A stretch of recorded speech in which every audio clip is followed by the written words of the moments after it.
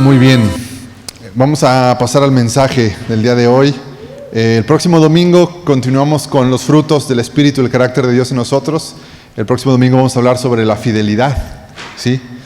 Sería muy interesante crecer en la fidelidad en todo lo que hacemos, personas fieles en todo lo que hacemos. Pero hoy el mensaje que quiero compartirte lleva por nombre Cuando la visión trae misión y sanidad.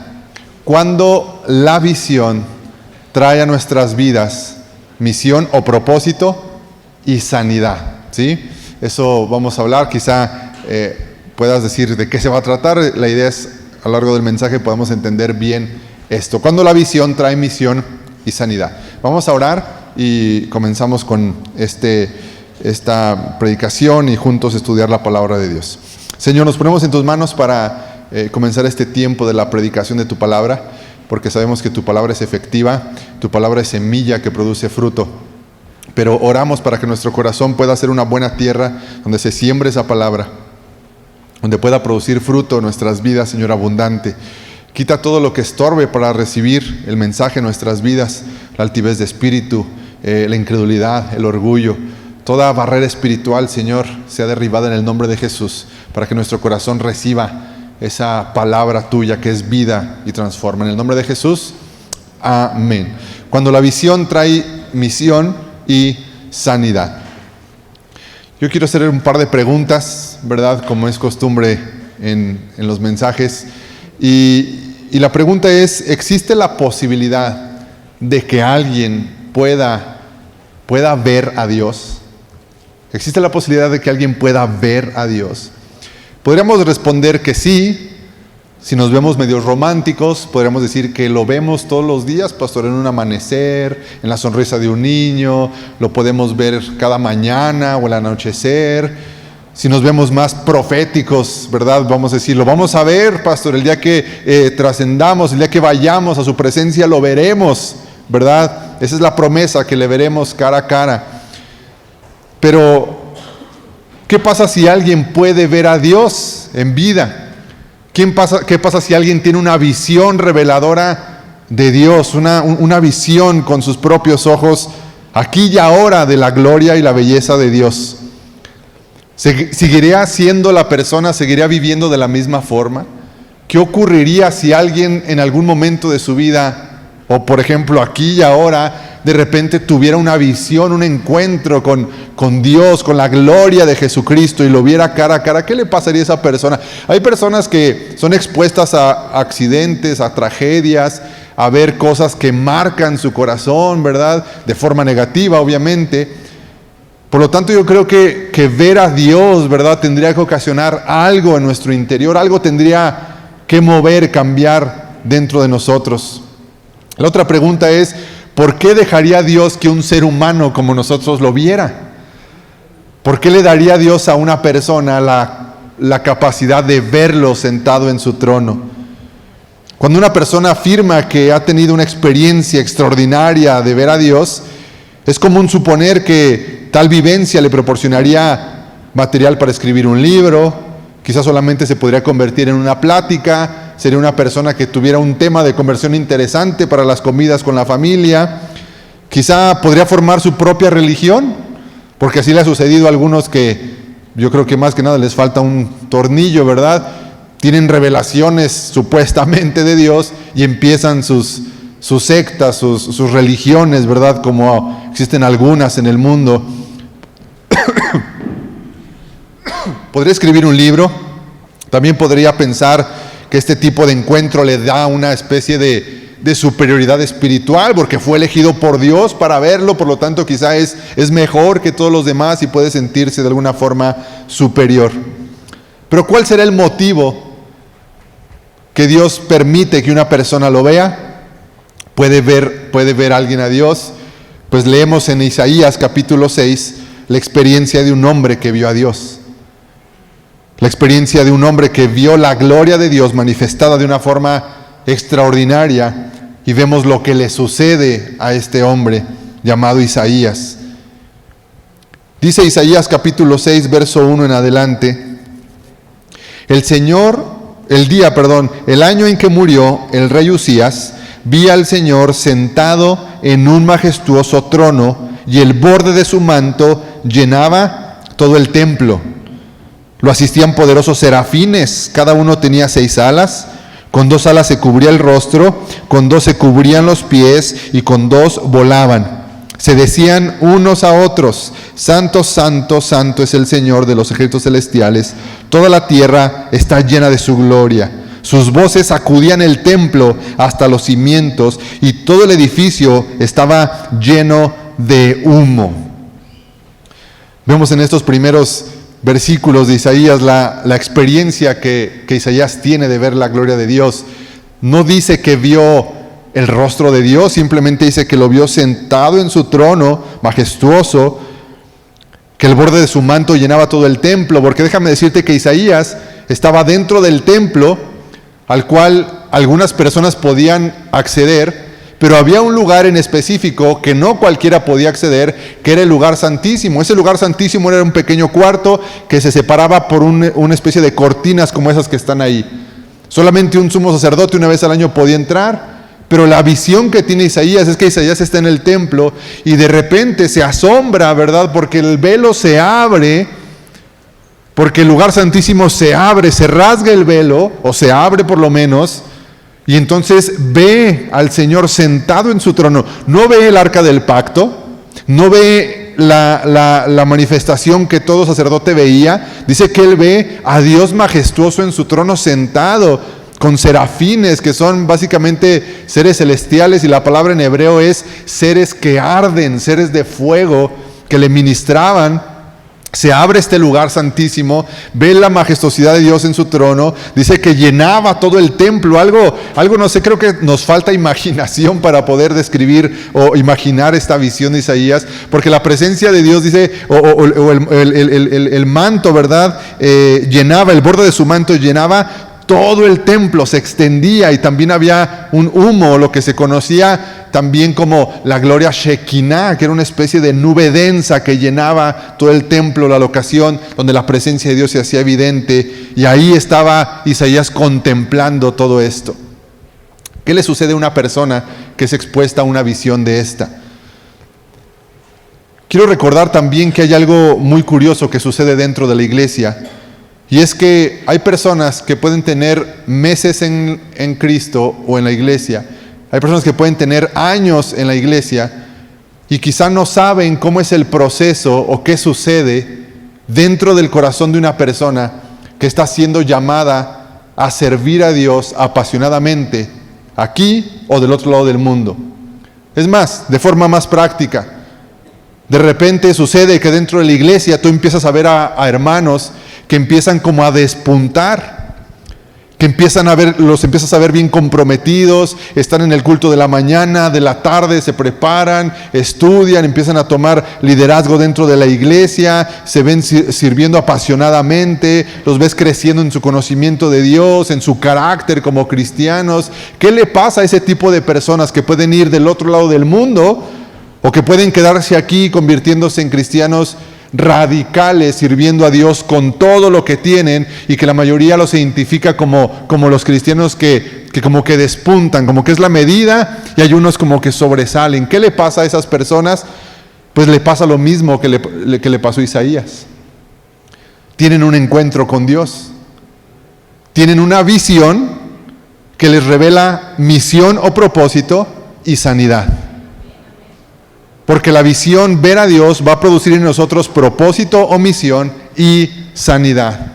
Esta visión produce eso en la vida de los misioneros, ahorita con el tema, pero de todo cristiano comprometido, de todo cristiano que sale de la medida, que sale como del confort, y que lo ves que despunta, y digo despunta entre comillas, es porque ha tenido esta misma experiencia que Isaías tuvo. Hay 5 cosas que le suceden a una persona para renunciar a todo, para convertirse en un siervo de Dios, para convertirse en un testigo eficiente y poderoso del Evangelio, aquí o del otro lado del mundo. Hay 5 cosas que le suceden a Isaías, que nos han sucedido a todos los que nos hemos entregado de tiempo completo y radicalmente nuestras vidas al servicio de Dios. 5 cosas.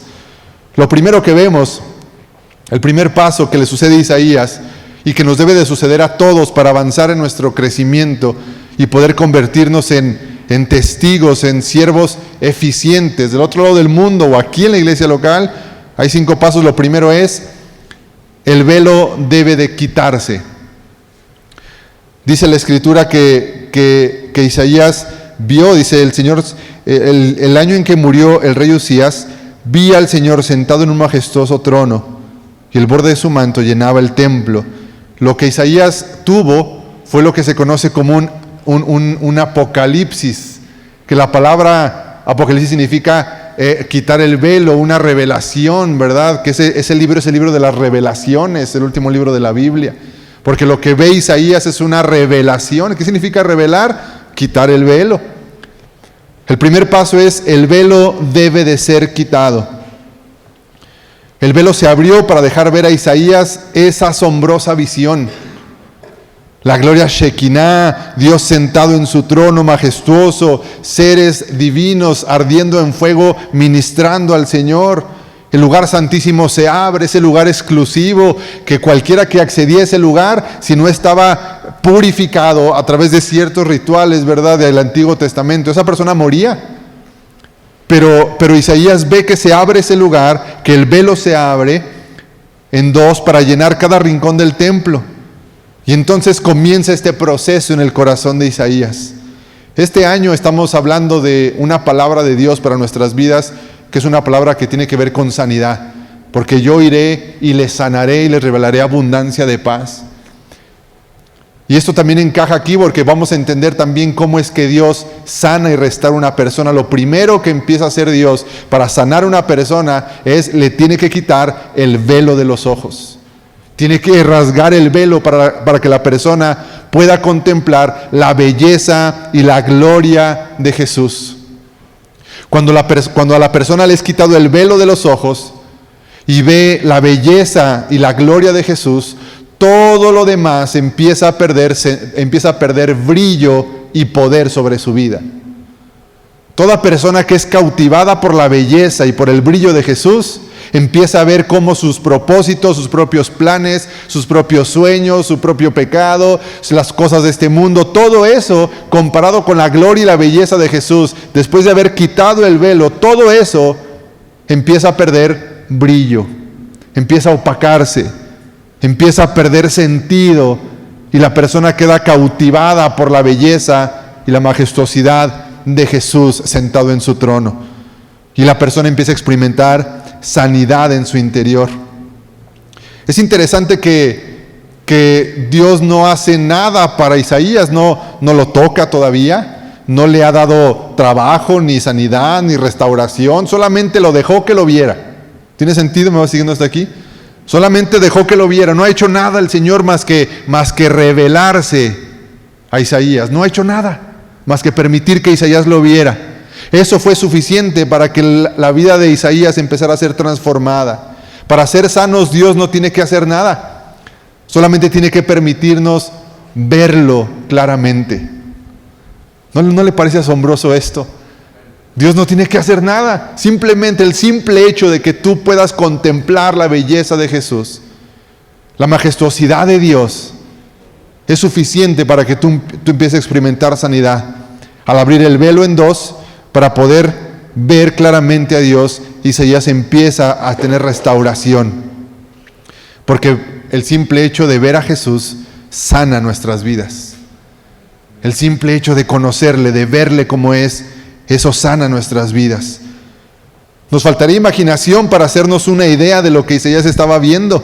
Humo llenaba el templo, seres celestiales ardientes, las voces de estos serafines hacían temblar los cimientos del edificio.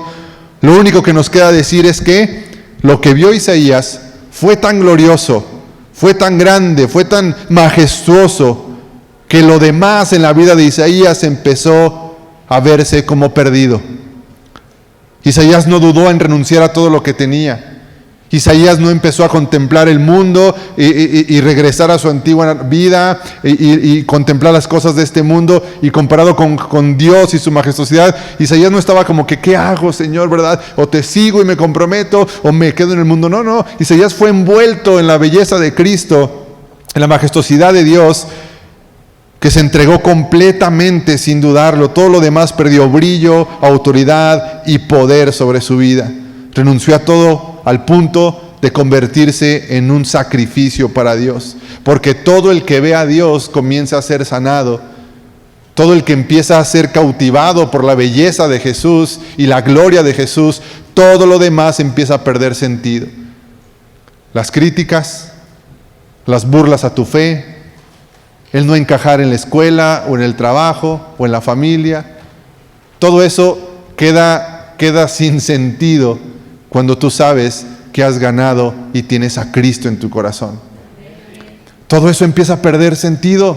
Tus planes, tus proyectos, tus sueños de querer hacer, conquistar, comprar y hacer, todo eso queda en segundo término porque todo eso se lo has entregado al Señor. El mayor ejemplo es Jesús. Jesús murió proclamando el mensaje, hasta la cruz entregó su vida. Pero también muchas personas, Isaías también murió proclamando esto. Quizá algunos estudiosos de la Biblia dicen que esta visión que tuvo Isaías, que proclamaba el mensaje y les decía que había visto a Dios sentado en su trono, esa visión le costó a Isaías la vida. Esa visión le costó a Isaías la vida. Pablo murió por esa misma comisión. Durante 2000 años, miles de cristianos han muerto proclamando el mensaje del Evangelio. ¿Por qué? ¿Porque es una mentira? ¿Porque es un cuento? ¿Porque alguien los obligó a morir? No. Todo mártir que derramó su vida en la tierra proclamando el Evangelio, entregó su vida porque el velo le fue quitado de los ojos y vio sentado a Jesús en su trono, cautivado por su belleza, y entendió que todo lo demás no tenía sentido y que ese Dios digno en su trono era digno de que derramaran la sangre por él. Todo mártir cristiano a lo largo de 2000 años ha entregado su vida sin dudar, sin titubear, porque pudo ver a Dios sentado en su trono majestuoso y entendió que por él y para él vale la pena dejar todo y entregar la vida completa. Porque el primer paso es que le fue quitado el velo de los ojos, le fue revelado la belleza de Cristo. Decenas de cristianos que han visto a Dios mueren en las misiones llevando el mensaje. En la Sierra Tarahumara, en las comunidades indígenas, la gente se convierte a Cristo y van los líderes de la comunidad y primero les cortan la luz. No tienes derecho a luz por convertirte a Cristo. Y si no te sales de ese asunto, venimos y te cortamos el agua. No tienes derecho al pozo, no puedes tomar del pozo de la comunidad. Después, por último, si la gente no renuncia a su fe, les quitan su casa, les quitan sus parcelas, le quitan su tierra y los terminan sacando de las comunidades en lugares de la sierra aquí en el país de México. Y la gente se va. ¿Por qué? Porque han visto la belleza de Jesús, han visto la majestuosidad de Dios, y nada de lo que pierden es comparado con la oportunidad de haber ganado a Cristo. Porque entienden que si tienen a Cristo lo tendrán todo, y que de nada sirve haber ganado todo en esta vida si pierden a Jesús y si pierden su propia alma en este mundo.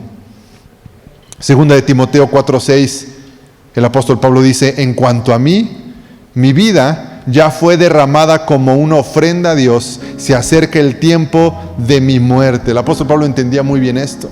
Decía: mi vida ya fue derramada, yo ya entregué mi vida, yo dediqué toda mi vida después de conocer al Señor a derramarla para Él, porque mi vida ya fue derramada como una ofrenda a Dios. Se acerca el tiempo de mi muerte, dice el apóstol Pablo en su segunda carta a Timoteo. Un siervo de Dios que le ha sido quitado el velo de los ojos no se ata con cosas que entorpezcan su llamado y su servicio en este mundo. ¿Sí? Tenemos a personas en el Instituto Bíblico, tenemos a personas que están estudiando para querer servir a Dios y están adquiriendo muchos de ellos teoría e información sobre la Biblia. Pero algo que van a tener que entender sí o sí es que una persona, un siervo de Dios, no se va a atar a nada en esta vida que le entorpezca, que le estorbe para cumplir su llamado. Una iglesia sana es una iglesia que se le ha quitado el velo y ha visto la belleza de Jesús y empieza a enfocarse en lo que sucede allá afuera, por los perdidos, por la gente que necesita del Evangelio. Una iglesia sana es la que está viendo hacia afuera, enfocado en llevar el mensaje, porque ha sido cautivada por la belleza de Jesús. El velo le ha sido quitado de los ojos y no tiene otro propósito en su vida más que todos vean al Rey de la Gloria y experimenten sanidad y libertad. Pero muchas veces la iglesia se la pasa resolviendo problemas internos.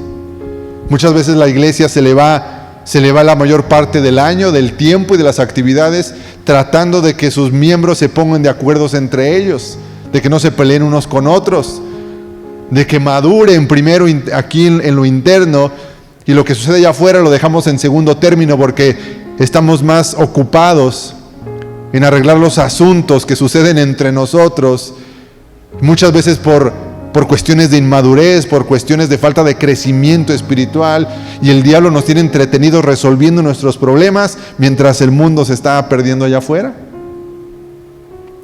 Obviamente la iglesia, hemos dicho muchas veces, la iglesia es como un hospital. Venimos heridos, venimos a ser restaurados, a ser sanados. Todo eso es parte de lo que hacemos en la iglesia y está bien. Lo hacemos como iglesia, es parte, ir al perdido, sanarle, cuidarle. Estamos aquí para discipular, para enseñarnos, para caminar en un proceso de sanidad.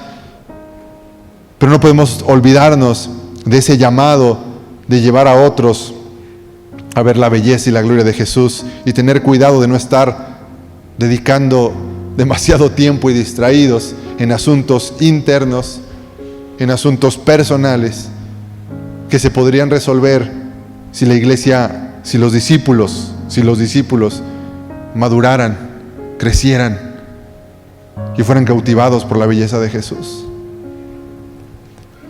Lo segundo es el reconocimiento de nuestra condición. Verso 4, verso 5. Después de esta visión sobrenatural que Isaías tiene, en el verso 5 dice: entonces dije, todo se ha acabado para mí. Estoy condenado porque soy un pecador. Tengo labios impuros y vivo en medio de un pueblo de labios impuros. Sin embargo, he visto al Rey, el Señor de los ejércitos celestiales. El primer paso, el velo le es quitado a la persona. Puede ver a Jesús y puede tener la visión de ver la belleza de Dios. Segundo, una persona que tiene un encuentro con Dios, a una persona que se le quita el velo de los ojos y puede ver la belleza de Cristo, que puede ver la majestuosidad de Dios, la persona no va a adquirir superioridad espiritual. No se va a creer más que los demás, no va a ser señalador de las faltas del esposo, de la esposa, de los demás. Lo segundo que sucede después de ver la belleza de Cristo, Isaías dice: yo soy un pecador. Ay de mí, dice Isaías. Porque un encuentro con Dios lo que hace es que nos da una revelación de quiénes somos nosotros, de cómo estamos aquí adentro. Isaías, antes del capítulo 6, Isaías ya era un profeta que proclamaba el mensaje de Dios. Isaías ya iba por la nación de Judá y de otras regiones proclamando el mensaje de Dios. Ya era un profeta que hablaba de parte de Dios. Y quizá les señalaba el pecado: arrepiéntanse, pueblo rebelde, pueblo pecador. El Señor dice: vuelvan a las sendas. Y él ejercía este ministerio profético de señalar la falta y el pecado. Pero es hasta este encuentro donde Isaías tiene la transformación que todo cristiano debe de tener para crecer, para ser efectivo en su ministerio, en su llamado, en su vida espiritual. Y es que Isaías dice: pues yo no estoy en mejor condición que el pueblo de Judá. Yo no estoy en mejor condición de aquellos a los cuales les he señalado su falta y sus errores. Dice: ay de mí, no dice la gloria de Dios, ay de ese pueblo pecador, véanos. Dice: no, ay de mí. No adquiere superioridad espiritual, ni orgullo, ni vanagloria. Dice: no, pues yo señalaba al pueblo rebelde y pecador, pero yo soy el primero de todos ellos, dice el profeta Isaías. Reconoce la condición de su pecado. Sanidad del alma es resultado de un reconocimiento sincero de nuestra condición. Amado, iglesia, nada va a suceder en tu vida con esta palabra profética de sanidad si primero no permites que el Espíritu Santo te quite el velo de los ojos, lo puedes ver a Él completamente en su belleza, y segundo, te haces consciente de tu condición y reconoces: yo necesito de Dios. Jesús dijo: yo no vine por sanos, vine por enfermos. ¿Y quiénes eran esos sanos? Enfermos que se creían como sanos. Lo segundo es reconocer. Queremos cambiar el mundo, pero tenemos que empezar primero cambiándonos nosotros mismos. Queremos cambiar a otros de casa, pero la revelación de Dios nos va a decir, dice: ay de mí, yo primero. Yo soy. La sanidad del alma, resultado del reconocimiento sincero de nuestra condición. Isaías reconoce que él no estaba en mejor condición que la nación perdida y pecadora a la que él llamaba al arrepentimiento. No estamos en la iglesia para creernos superiores espiritualmente. Estamos en la iglesia para reconocer que en un momento estuvimos perdidos como los de allá afuera, pero que hoy seguimos necesitando de Jesús. Y eso lo que produce en nosotros es empatía, compasión por aquellos que necesitan de Dios. Pero a veces nuestro pensamiento es: yo ya la libré. A ver los demás, a ver si alcanzan el autobús, porque yo ya estoy arriba, ya mi familia, los míos, yo ya ando aquí en el pueblo de Dios. Ahí los demás a ver cómo les toca, ¿verdad? Pero una revelación de Dios dice: yo soy pecador. Y eso también mueve en nosotros la compasión, la misericordia, el deseo de que otros también contemplen a Jesús, el que sana nuestras vidas. La altivez o superioridad espiritual es enemigo del evangelismo. Escúchame bien, la altivez de espíritu, la superioridad espiritual es enemigo del evangelio. Tú no puedes compartir el evangelio a otros creyendo que tú estás en mejor condición que esa persona. Tú no puedes compartirle del amor de Jesús a otros si tú no te pones al nivel de la persona, entendiendo tu propia condición y conectando con el corazón de otros. El mensaje se transmite más efectivamente cuando el corazón del mensajero puede ponerse al nivel del caído. Esta fue su reacción. Dice: ay de mí, todo se acabó para mí, estoy condenado porque soy un pecador, dice Isaías. La sanidad que Dios ofrece siempre comienza por un reconocimiento sincero de nuestra condición caída y rebelde, seguida por una respuesta humilde de nuestra parte. Dios nos quiere sanar y estamos orando por sanidad, un año de sanidad, porque Dios nos dio una palabra profética: yo iré y les sanaré. ¿Para qué Dios nos quiere sanar? ¿Para ser más felices? ¿Para tener más años de vida haciendo nuestra voluntad? ¿Para alcanzar nuestros sueños y deseos egoístas? ¿Sabes para qué Dios nos quiere sanar? Dios nos quiere sanar para que podamos amarle como Él se merece y servirle libremente. Por eso Dios nos quiere sanar. Sáname, Señor, dice el Señor. ¿Para qué? ¿Para que sigas haciendo lo que tú quieres? Sáname, Señor, sana mi economía, Señor. ¿Para qué? ¿Para que te olvides de mí cuando te vaya bien? Sana mi matrimonio, Señor. ¿Para qué? ¿Para que te olvides de mí? ¿Para qué quieres que te sane el Señor? Dice: yo te quiero sanar para que tú puedas amarme como yo debo de ser amado. Yo te quiero sanar para que tú puedas servirme como debes de servirme. Somos sanados para poder amarle como Él merece que le amemos. Con nuestra alma, nuestro cuerpo, nuestro espíritu, con nuestra voluntad. Para eso el Señor nos quiere sanar. Tercer paso es la purificación. Verso 6: entonces uno de los serafines voló hacia mí con un carbón encendido que había tomado del altar con unas tenazas. Con él tocó mis labios y dijo: ¿ves? Este carbón te ha tocado los labios. Ahora tu culpa ha sido quitada y tus pecados han sido perdonados. Lo tercero es, después del reconocimiento, viene la purificación, la libertad de la culpa y la libertad del pecado, el perdón. Pero ¿quién quiere ser perdonado si primero no reconoce su necesidad de perdón? ¿Quién quiere ser librado de la culpa si primero no reconoce su condición de culpa delante de Dios? La purificación que recibe Isaías con el carbón encendido que es traído del altar, toca sus labios, toca su boca para que purifique sus palabras, su mensaje, para que lo que él hable provenga de labios puros, de labios que transmiten el mensaje santo de Dios. Esto es lo que toda la nación necesitaba. Toda la nación necesitaba que su culpa y su pecado fueran quitados. Pero Isaías debería de ser el primero en experimentar esta libertad para volverse un testigo fiel de lo que Dios quería hacer con la nación. Cuarto, dice en el verso 8, después de todo esto, después oí que el Señor preguntaba: ¿a quién enviaré como mensajero a este pueblo? Dios le dio la oportunidad a Isaías de que lo viera. Abrió el velo, dejó ver la majestuosidad de Isaías, lo perdonó, le quitó la culpa. Dios tenía todo el derecho de decirle a Isaías: yo te dejé verme, yo te sané, yo te perdoné, tú me vas a servir a mí y yo te voy a enviar. ¿Dios tenía ese derecho o no tenía ese derecho? Lo tenía. Pero no lo hace. Dice en el verso 8 que Isaías oyó que el Señor preguntó: ¿a quién enviaré?